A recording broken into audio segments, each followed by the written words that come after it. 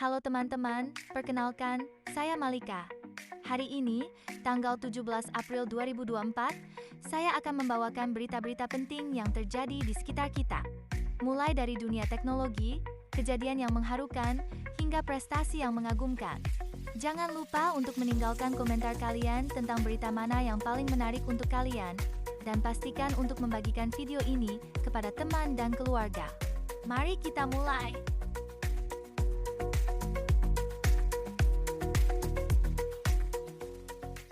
Pertama, mari kita bicara tentang Nikita Mirzani yang baru-baru ini mengungkapkan pengalaman pahitnya selama menjalin hubungan dengan mantan pacarnya, seorang ajudan dari Prabowo Subianto. Nikita mengalami kekerasan baik fisik maupun mental, yang membuatnya harus melakukan keputusan berat untuk mengakhiri hubungan tersebut.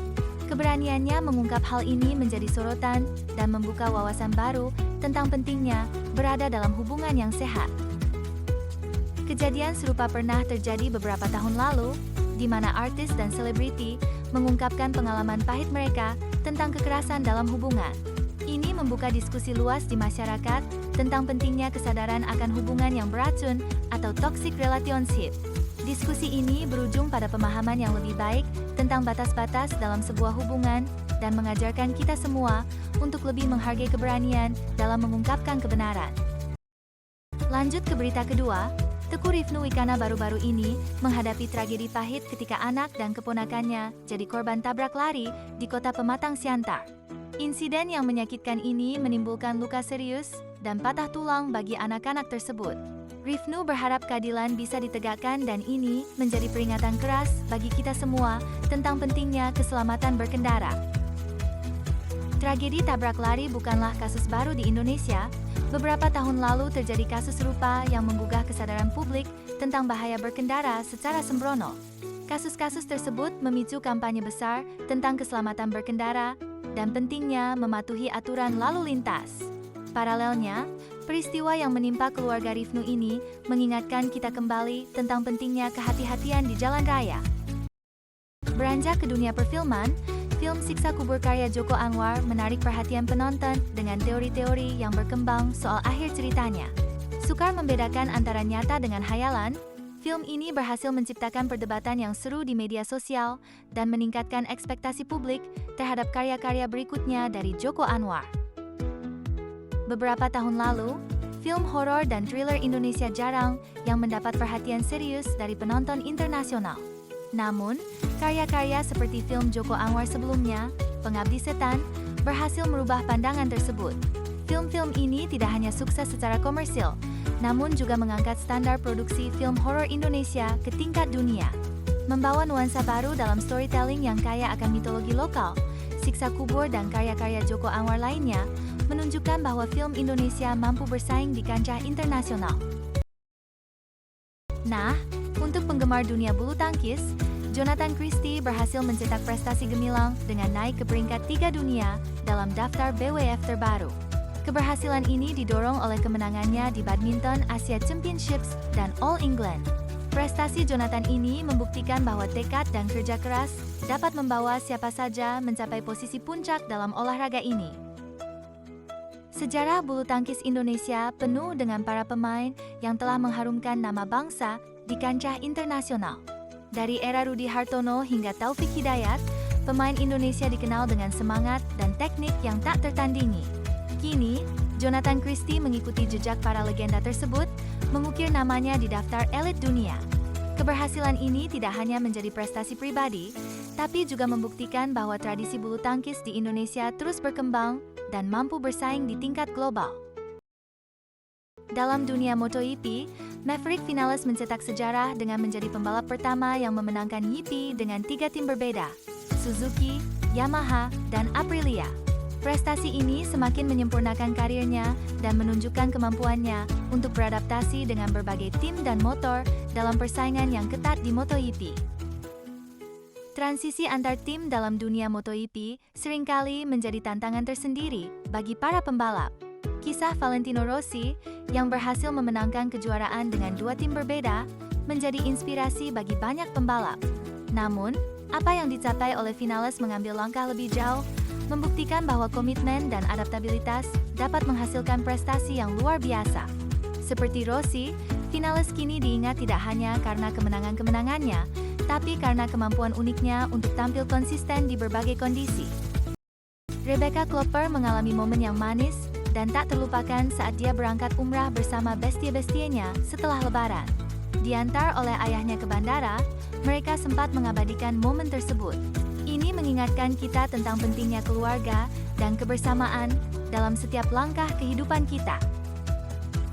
Kualitas hubungan antara orang tua dan anak menjadi salah satu faktor yang berpengaruh besar terhadap pembentukan kepribadian dan nilai-nilai hidup seseorang. Kisah Rebecca Klopper mengingatkan kita pada pengalaman serupa dari para tokoh masyarakat yang kerap membagikan kisah harmonis bersama keluarga. Momen-momen seperti ini, meskipun terlihat sederhana, seringkali memberikan memori yang berkesan dan pembelajaran penting tentang nilai-nilai kehidupan. Dari dunia gadget, sebuah penelitian oleh Bankless Times menemukan bahwa ponsel pintar bisa mengeluarkan radiasi yang berpotensi berbahaya bagi kesehatan manusia. Motorola Edge berada di posisi paling atas sebagai ponsel dengan radiasi tertinggi, diikuti oleh ZTE Axon 11 5G, OnePlus 6T, dan Sony Xperia X2 Plus. Ini menjadi peringatan bagi kita untuk lebih bijak dalam menggunakan teknologi mobile. Tak dapat dipungkiri, ponsel pintar telah menjadi bagian integral dari kehidupan modern. Namun, sejak awal kemunculannya, ada kekhawatiran soal dampak radiasi ponsel terhadap kesehatan. Studi dan penelitian mengenai radiasi ini mirip dengan debat yang sudah berlangsung lama mengenai dampak penggunaan peralatan elektronik lainnya. Meski terjadi kemajuan teknologi, kekhawatiran tentang radiasi terus ada dan mendorong produsen untuk mencari solusi yang lebih aman bagi kesehatan pengguna. Beralih ke berita yang lebih menyenangkan, Realme telah mengumumkan peluncuran lini P series terbarunya di India, yaitu Realme P1 5G dan P1 Pro 5G. Keduanya tawarkan layar AMOLED 120Hz, kamera 50MP, baterai besar dan fast charging, dengan perbedaan utama pada chipset dan jumlah kamera. Model Pro menjanjikan spesifikasi yang lebih tinggi. Fitur canggih lainnya seperti Wi-Fi 6, 5G, dan USB-C membuat duo ini sangat menarik. Dalam beberapa tahun terakhir, pasar ponsel pintar telah menyaksikan persaingan yang sangat ketat. Setiap produsen berusaha memperkenalkan inovasi terbaru untuk menarik konsumen.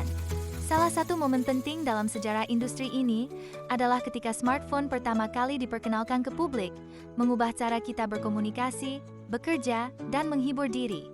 Realme, sebagai pemain relatif baru, telah membuat terobosan signifikan dengan menghadirkan ponsel dengan fitur canggih dan harga yang kompetitif, mengikuti jejak produsen sebelumnya yang juga memulai dengan cara yang sama, secara perlahan namun pasti membangun reputasi yang kuat di pasar.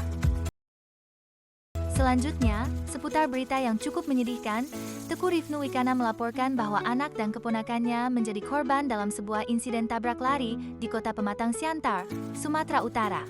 Mereka mengalami luka serius dan patah tulang. Insiden ini bukan hanya menyentuh hati banyak orang, tetapi juga mengingatkan akan pentingnya keamanan di jalan.